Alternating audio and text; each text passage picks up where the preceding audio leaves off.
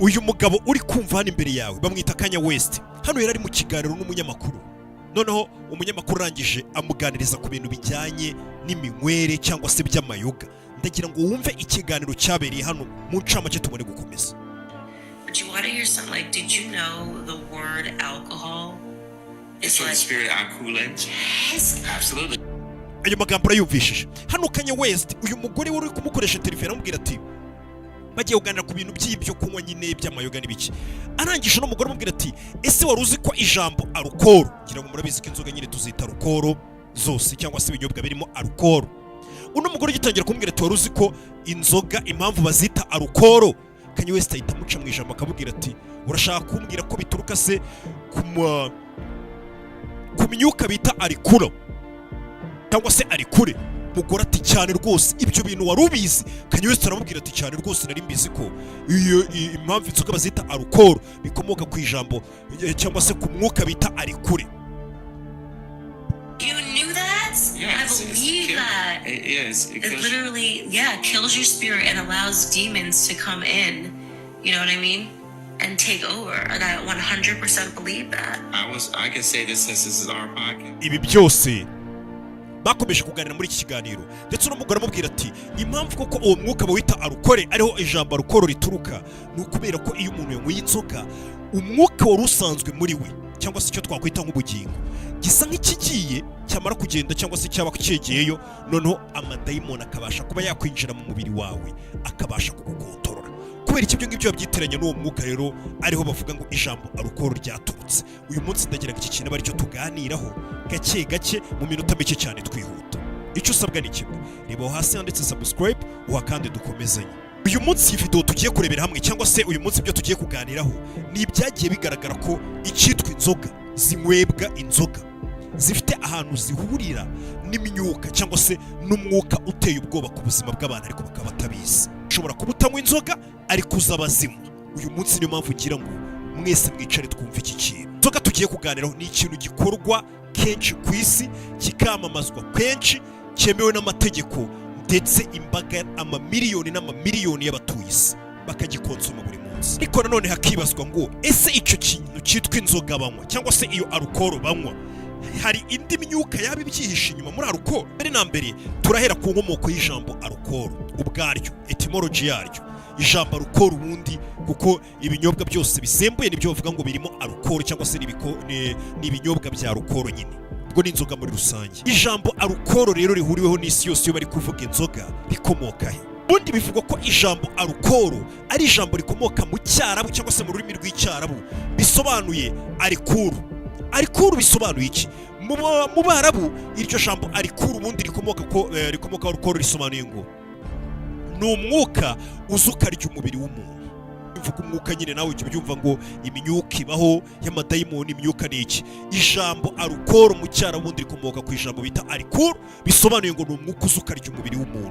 None kandi ibyo ngibyo bigahita bigenda bikakwereka umuzi noneho mu Cyongereza rino jambo alcohol rikomoka nanone rifite inkomoko n'imizi mu Cyongereza ku ijambo risobanuye ngo ni cool. Nanone iyo cool uwo muzi wo mu Cyongereza usobanuye alcohol ikaba nanone ngo ari dayimoni ribi cyane ryo mu burasirazuba bwo hagati ryaryaga umubiri w'abantu. Ndagira ngo tugendane hano hantu akantu ku kandi wumva akantu ku kandi. None bakavuga ko ngo mu myaka ya kera cyane abapfumu ba kera cyangwa se abakonikoni nimba ariko twabita iyo bakoreshaga alcohol ngo babaga iyo bayitaga ngo ni amazi y'ubuzima avanze n'umwuka. Wa mwuka nababwiye witwa ngo ni umwuka urya ubuzima bwo cyangwa se urya umubiri w'umuntu. Alcohol abarozi ba kera cyane bayitaga ngo zino nzoga nyine ibisindisha byaro by'inzoga ariko babyitaga ngo ni amazi y'ubuzima avanze n'imyuka.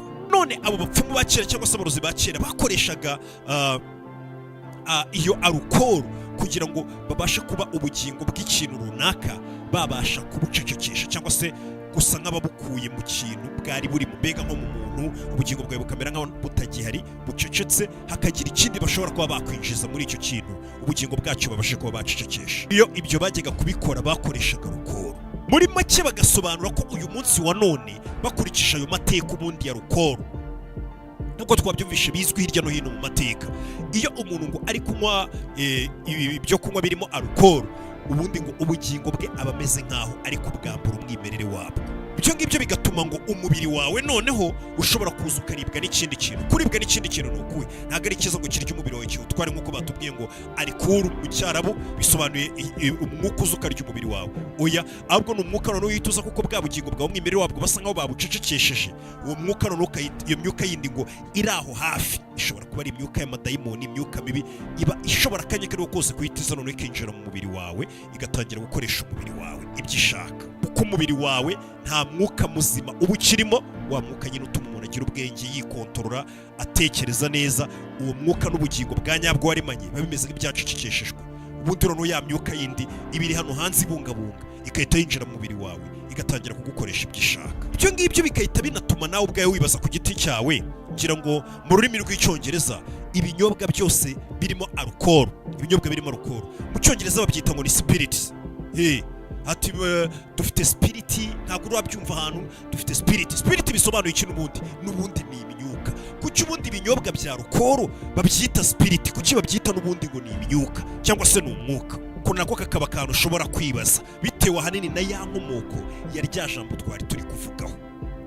Ibyo ngibyo rero ikindi kintu bita bikuganishaho, nuramuka urebye abantu benshi banywa inzoga bakanywa ku rwego rwo hejuru, babandi banywa nyine umuntu akanywa agasinda, babantu ugasanga yahereye nijoro ku manywa birinze bigera nijoro, cyangwa se afashe ijoro ryose ari kunywa amayoga, cyangwa se umuntu anyweye amayoga menshi cyane, bya bindi bakubwira ngo umuntu yarengeje urugero. Abantu banywa inzoga nyinshi bakunze guhura n'icyitwa ngo ni blackout. Blackout ni kwa kundi umuntu iyo yanyweye inzoga ushobora kujya kubona ukabona umuntu umuciyeho yikubise hasi yiryamiye nko mu muhanda, atibuka kariwe, ibyo bintu atabyitayeho.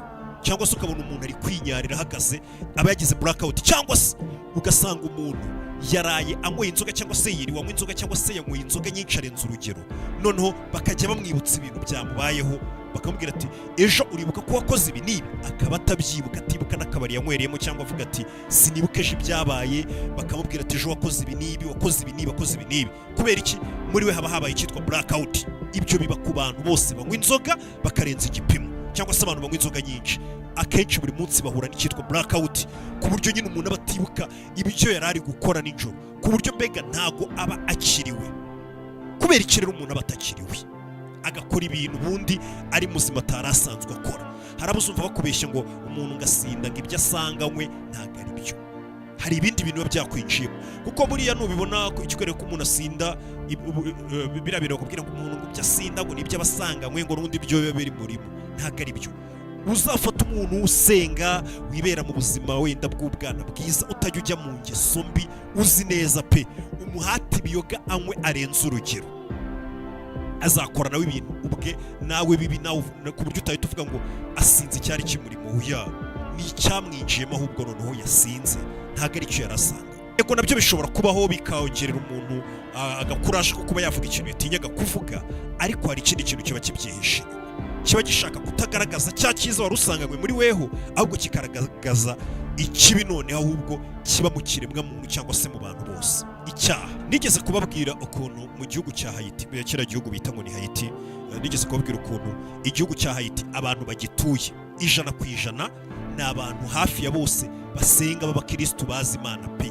Ariko abo bose basenga bazi Imana mu gihugu cya Haiti, umuco wabo ubamo icyitwa gukoresha amarozi, cyangwa se icyitwa ngo bakoresha vudu. Bava gusenga n'ubundi bakajya no mu marozi ayo ngaho bita ngo ni vudu, kuko biri mu muco wabo. Ni ibintu bizwi nyine nk'abantu bagiye muri Haiti, muzi ko amakuru abagero yabagiye muri Haiti, cyangwa se abasura, cyangwa se n'abasoma amakuru ibera muri Haiti. Abantu bose muri Haiti baba bizerera muri vudu, iriya myuka y'amarozi n'ibiki, kandi bakajya no gusenga nk'abakristo. Noneho iriya vudu yamamaye cyane mu gihugu cya Haiti, cyangwa se iriya koreshwa ry'iriya myuka mibi n'amarozi n'ibiki, bigira abatambyi. Nkuko no na kera muri Bibiliya nusoma ibigirwamana nabyo byagiraga abatambyi, nkuko n'Imana yacu tuzi nayo habaga abatambyi bo mu nsengero, nkuko tugira abapadiri n'abapasiteri n'ibiki. Noneho iyo abantu bagiye gukoresha ayo marozi, izo za vudu, bagiye mu materaniro guterekera ibyo byose bakora aho muri Haiti, cyangwa se no hirya no hino ku isi ku bantu bakoresha izo vudu, kuko zarenze na Haiti, zikoreshwa hirya no hino ku isi. Iyo ugiye kureba umutambyi, ngo twamwita twe nk'umupfumu, ariko babita abatambyi. Iyo bagiye kubareba ngo babafashe, babahanurire, bababwire, babifurize intsinzi, ubuzima bwabo bugende neza, bya bindi umupfumu byose akora, cyangwa se umutambyi ukoresha amarozi cyangwa se wa sekibi n'imyuka mibi muri rusange. Bivugwa ko ngo abatambyi ba Vudu muri Haiti cyangwa se no hirya no hino ahandi hose za Vudu zikoreshwa iyo myuka mibi, ngo umutambyi kugira ngo abashe kuba yabwira abamugariye cyangwa se abakiriya be, ubwo nabo bizera muri iyo myuka mibi, agomba ngo kubanza akanywa agasinda burundu. Iyo cyane cyane agiye kuvuga ibintu bizaba, agiye guhanura cyangwa agiye kuvuga ibintu bikomeye nyine abwira abantu bagannye aho akorera. Bivuga ko ngo abatambyi ba Vudu cyangwa se imyuka mibi barabanza bagafata alukoro bakanywa amayoga menshi, bamara gusinda nyine barengeje igipimo, ahandi tuvuga ngo umuntu yagize blackout, atari buze kuba yibuka ibyo yavuze cyangwa n'ibyo yakoze. Aho ngaho ngo nibwo noneho bwa bugingo, ubundi niko bikorwa, bwa bugingo bwa nyabwo umuntu yaremanywe buba bumeze nk'aho bwambaye umwimerere cyangwa se bucecekeshejwe muri ako kanya. Aho ngaho rero niho ya madayimoni yinjirira, rya dayimoni bita arikure twabonye risobanuye mu cyarabu alukoro muri rusange. Iryo dayimoni nibwo rihita ryinjira mu mubiri noneho wa mutambyi wa za Vudu. Iryo dayimoni ryamara kumwinjiramo noneho agatangira guhanura, akavuga ibintu nyine, agakora umurimo neza nyine w'abamugannye w'abakiriya be. Ariko bikavugwa ko ngo abo batambyi bose ibyo bibaho bakora ibyo ngibyo ba Vudu, nta n'umwe uba wibuka ibyamubayeho. Nabo baba bagize ya blackout y'abasinzi kuko babanje gusinda ku kigero cyo hejuru, kugira ngo umwuka ubinjiremo bahanure. Akuriya namwe musenga, umwuka ukaba wakwinjira umukozi w'Imana, umwuka ukamubwira ati bwira ubwoko bw'Imana ibi n'ibi. Aba batambyi rero barabanza bakanywa alukoro, bakagira blackout y'uburyo batari buze kuba bibuka n'ibyo bavuze. Iyo dayimoni rikahita ribinjira no bagatangira guhanura no gukora imirimo no guha abantu intsinzi. Cyo ngibyo tukahita tubihuza n'iriya blackout abantu bagira buri munsi iyo basinze. Abankurikiye muri kano kanya ngira ngo muze kubishyira muri comment, nta ribi. Muranywa mu gitondo ukabutibuka ibintu hanini wakoze, uvuga ati nijoro bakakubwira tuzi ko wakoze ibi n'ibi, uzi ko wari uri kumwe n'uyu mukobwa, uzi ko mwakoze ibi n'ibi mu ruhame nta soni mukigira, uzi ko byagenze uku n'uku, ugasanga bari kukwibutsa ibintu wakoze utanabyibuka, ugatangira kuvuga ati, ukumva ufite n'isoni zo kuvuga ati ko navuze ibintu buzongera kujya guhura n'abariya bantu gute nakoze ibintu nk'ibi ngibi. Icyo gihe bivugwa ko abatakiriweho haba hari wa mwuka wamaze kukwinjiramo, ugatangira kugukoresha ibyo byose. Kugira ngo nimba muri muntu wese uri kunyumva muri kano kanya ashobora kuba yarabibonye cyangwa se yarabyumvishije, tekereza nawe abantu uzi basanzwe ari abanyabwenge, basanzwe bakora ibikorwa byiza muri sosiyete, mbega ari abantu tuziho ko ari abantu b'ingenzi dukeneye muri sosiyete yacu cyangwa se no mu miryango yacu. N'iki ni kenshi twagiye tubona abo bantu, cyangwa se nawe ubwawe wagiye wibona uri kunyumva muri kano kanya, wanyweye ukarenza urugero, ugatangira kwitwara mu buryo bugutesha agaciro, cyangwa se mu buryo umuntu wese akubona akavuga ngo ese uyu ni wa muntu twari tuzi w'umunyabwenge, wa muntu twari tuzi wiyubaha, wa muntu twari tuzi usenga, wa muntu kweri mukuru ufite ubwenge wize, cyangwa se wa muntu w'umuyobozi niwe wakora ibintu nk'ibi ngibi.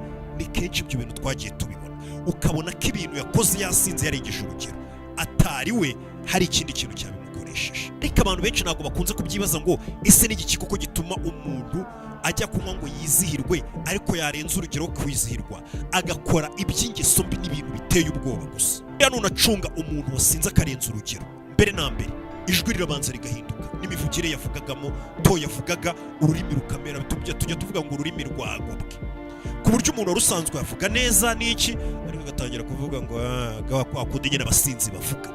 Ngira ngo muzi abantu binjiyemo n'imyuka mibi ukuntu bajya bavuga, n'ubundi bigenda kumera kuriya, ururimi rurabanza rugahinduka, ukumva wagira ngo n'undi muntu uri kuvuga nta n'ubwo ari wa wundi. Ibyo nabyo mubitekereze. Ikindi, nimba warabonye abantu basinze bakarenza urugero, akenshi bakunze kuba bafite amahane bashaka kurwana. Wamusa nk'umusagariye gato, cyangwa se ukabona afite ibikuraje byinshi byo kuba yakwihutira kuba yajya mu bintu by'urugomo, kurwana, gutukana, guserera, gusebanya, inzika zikazamuka, ibintu nk'ibyo ngibyo, ibitutsi bya hato na hato. Ibyo kuki ari byo bihita bizamuka. Ndi kuguha ingero kugira ngo ubanze ubitekerezeho, uvuga ati koko nta yindi myuka iryo dayimoni bita arikure ari ryo rikomokaho ijambo alukoro, koko ntabwo ryaba ari ryo. Nawe ushyire mu nyurabwenge. Akenshi iyo abantu bamaze gusinda cyane barengeje urugero, batangira kwishora mu mibonano mpuzabitsina batateganyije, y'abantu bataziranye, ahandi usanga umuntu yaguze indaya atarasanzwe ajya mu ndaya, yasambanye n'abo bahuriye aho yarari, mbega ukabona, cyangwa se imyitwarire y'irari ry'ubusambanyi, ukumva umuntu ngo bamufunze yarari gufata umuntu ku ngufu, kubera ko iyo bamubaza ati gute ushobora kuba wagerageza guhohotera umuntu wenda niyo byaba bitabaye akavuga ngo yari yasinze kubera iki, cyangwa se ugasanga umuntu yamaze gusinda yaregesha urugero agatangira kumenagura ibintu, kwangiza ibintu, gusenya ibintu byari bihari, mbega imyitwarire ye ikazamo amahane menshi cyane no gushaka kurema intonganya zitari zihari. ugasanga umuntu usanzwe uba wifuza amahoro, avuga ati ubuzima bwanjye bugomba kurangwa mu rukundo n'amahoro, kuvuga neza, kubana n'abantu amahoro no kwihanganirana, ariko yamara kurenza urugero rw'ubusinzi ukabona ikizamutse ni ibintu bibi gusa, bya bintu twita ngo ni ibibi gusa, ku buryo nta kantu na kamwe keza kabamo. Ibyo ngibyo kandi nanone bigahita bikujyana mu gitabo cy'Abefeso. Uramutse usomye muri Bibiliya ugasoma mu Befeso 5 ibice 18 haranditse ngo ntimugasinde inzoga ziri mu bukubaganyi, ahubwo mwuzure umwuka w'Imana, nyine umwuka wera aba ari wo mwuzura. Muri make ni nko kuvuga ati ntimugasinde inzoga ziri mu bukubaganyi, ahubwo mwuzure umwuka. Bivuze ngo iyo utuzuye umwuka ukajya mu businzi nk'uko biri kubitubuza, ntago wa mwuka uba ukiwuzuye. Nimba Bibiliya itubwira ngo ntimugasinde inzoga ziri mu bukubaganyi, ahubwo mwuzure umwuka, ni nko kuvuga ati mu gihe wanyweye inzoga ukarenza urugero ntabwo uba ucyuzuye umwuka, hari undi mwuka ahubwo wundi tayari uba wamaze kwinjira mu mubiri wawe, ari wowe ubukubaganyi. Ubukubaganyi rero ni ubuhe? Ntabwo ari kwa kundi abana bakubagana by'ibishimishe by'imikino, ni bwa bukubaganyi nakubwiraga bwose tumaze kunyuramo, bw'ubusambanyi, gukubagana, gukora ibintu nyine ubundi umuntu ufite ubwenge atagakoze, nibyo bita ubukubaganyi. Uri kugenda ukora ibintu byo kurwana, guserera, gusagarira abantu, bya bindi byose uzi nyine by'ubukubaganyi, ubwo nta mwuka uba ucyuzuye. Bibiliya iratuburira kenshi, ni imirongo myinshi ivuga ngo mugume muri soba, mugume muri maso mutasinze. Iyo ni imirongo myinshi tugiye dusanga muri Bibiliya. Nano mu Efeso ati ntimugasinde inzoga ziri mu bukubaganyi. Kenshi bano bahanzi bo muri Amerika bakunze gutangaza ibintu cyane cyane by'isi babamo banyuramo, abantu bakagira ngo ni imikino. Gasaba umuntu ari kukubwira ati nk'uyu twari tutangiranye kanya kari kukubwira ngo nanyweye inzoga, maze kunywa inzoga idayimoni ritarinyinjiramo kuko nari namaze kurenza igipimo, nkora ibintu bimeze gutya na gutya ntakagombye gukora. Ibyo bintu mujya mubibona kuki bara abantu bakunda kubivuga ukita bongeraho ngo idayimoni ritarinyinjira maze gusinda amayoga. Hari ikintu bashaka gutangaza. Ikindi unarebye neza izo nzoga tuvuga, inzoga buriya ziragenda zikangiza uturemangingo t'ubwonko kurusha ikindi kintu icyo ari cyo cyose uzi. Ikindi, ubusinzi bukabije buragenda bukangiza umwijima burundu. Se nanone uko ukomeza kunywa inzoga biragenda bikagabanya ubudahangarwa bw'umubiri. Ngira ngo ikintu gituma tutarwara uburwara budapfa kudufata, ukurinda umuntu mukuru utarwara, ni ukubera ubudahangarwa bw'umubiri wawe. Ariko buriya businzi birirwa mu mwa urenze urugero, abasirikare b'umubiri buri kugenda ubaca intege ku buryo ari handi usanga umuntu akarwara agasigaye kamwata ukiboneye akari ko kose. Mbega umubiri wawe uri kugenda ubwawe uwiyangiriza uwurangiza. Ikindi, inzoga zituma ugaragara nk'umuntu ushaje kandi ukiri muto, uruhu ruragenda rugasa nabi. Uzarebe nk'umuntu urara mu mayoga asinda nyuma y'imyaka 2 ubona ukumubura ukavuga ataze uriya muntu ko yabaye nk'agasaza, ni ukubera iki? Kandi ari mutoya umuruta. Ukabona umusaza aracyagaragara nk'umusore, ariko abana birirwa mu mayoga yabaye nk'agasaza nta kabaraga, ugasaba umusaza w'imyaka 60 yamuterura akamukubita hasi. Ariyo mpamvu batubwiye ngo ibyo bintu bitekereze, ariyo mpamvu batubwiye ngo Kanye West yatubwiye, ndetse tugasijya mu mateka tugasanga nibyo. Yatubwiye ngo ijambo rukoro rikomoka ku ijambo ry'icyarabu ryitwa ngo ari kure, bisobanuye ngo idayimoni riza rikarya umubiri. Iyo umaze kunywa ibisindisha warengeje urugero. Nawe reba byose ndi kukubwira ukuntu umubiri w'umuntu ugenda ugasaza, ukuntu umwijima ugenda ugapfa, ukuntu uturemangingo two mu mutwe dupfa kubera amayoga menshi, ukuntu impyiko buri kuzangiza, ukuntu inzoga zishobora gutera umutima, umuvuduko w'amaraso ndetse n'amadiyabete. Ibyo byose rero dusanga ko ari rya dayimoni batubwiye ngo rinjira mu mubiri w'umuntu rikarya umubiri. Uraza kubihuza. Ikindi, inzoga nyinshi kurenza urugero cyangwa ukomeza ibiyoga byinshi biragenda bikagabanya kapasite y'ubwenge bwawe. Ugasanga umuntu kera mwiganyeza ubwenge, cyangwa hari ahantu mu kazi mwakoranaga ubwenge, ariko hari n'ibintu ashoboye gukora abandi badashobora gukora, ukagenda ubona ubwenge bwagiye busubira inyuma. Mbega yitwara nk'umuntu udafite ubwenge, ariko ugasanga hari ubumenyi runaka afite, ku buryo ubusanga umubyeyi avuga ati umwana wacu ko yarazi ubwenge, yaba uwa mbere mu kazi yakoraga, ko yakoraga ibintu abandi badakora, ariko ukabona abayeho nk'amayibobo, nta bwenge afite. Ubwenge, inzoga nyinshi zigenda zigabanya ubwenge bwawe. Bwa bundi bukubwira dukwiye kugira ubwenge ku buryo abantu bakubona bakavuga ngo ufite ubwenge, ukora ibintu byawe neza, mbega ufite ubwenge bwo kuba ku isi, buragabanuka.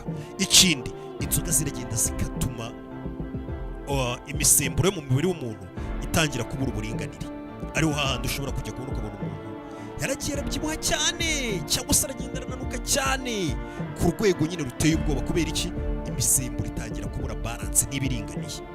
Ubwo nawe wahita ushaka ukabihuza na rya dayimoni batubwiye ryitwa arikure, ryitwa ngo ubundi byasobanuraga ngo ni umwuka uza mu mubiri wawe ukarya umubiri wawe. Ngo ujye ubona nk'ababyeyi banywa inzoga batwite, uje kumva ngo umubyeyi ngo inda ye yavuyemo ngo igihe kitageze, ariko we yaririrwaga abwira abantu ngo ugiye ngo natwariye ngo kunywa inzoga, iyo nanyweye aka kayoga ngo akanaka.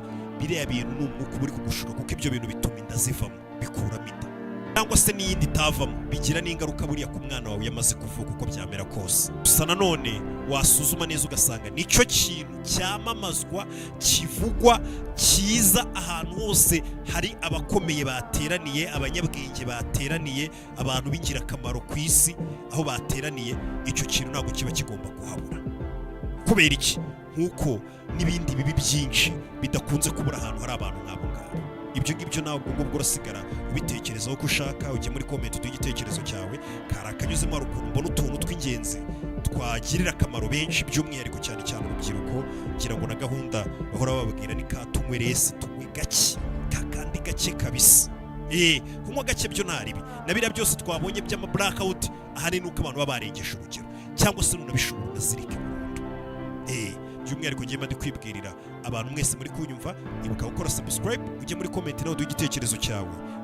Ndabizi hari amakuru abantu benshi bafite cyane cyane ku byerekeranye n'ibintu nk'ibyo tuba turi kuvuga. Ndaje twikomereze n'ibindi biganiro. Ciao ciao. Ngira kwibutsa abantu mukunda gukina imikino y'amahirwe, cyangwa se abantu mukora ipari, cyangwa se abantu mu betting uko wabyita kose.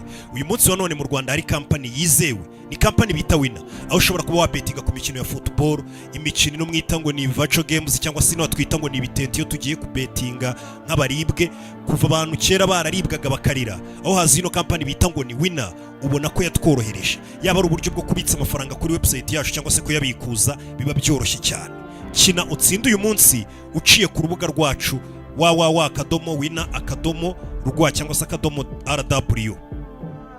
Aho waba uri hose. Ikindi udaciye no kuri website yacu ya winner.rw, ushobora nanone no kuba wagenda amashami yacu dufite ishami mu mujyi hariya hafi ya Kazi ni Kazi, hari shop yacu ya Winner, ukajya ugakora ipari ukibetingira. Cyane cyane muri iyi minsi hari n'imikino noneho amafaranga ari kuribwa, hari n'amapromosiyo menshi. Hari umuryango nanone hano dufite mu Giporoso, hari ku Kinamba, ni henshi hirya no hino ahantu hose hakorera Winner, ushobora kuba wagiye ukabetinga. By'umwihariko ariko ukaba wakwiyandikisha kuri website yacu www.winner.rw, ukabasha kuba watsindira amapromosiyo menshi ino company igenda itanga. Reka twitangirire ikiganiro.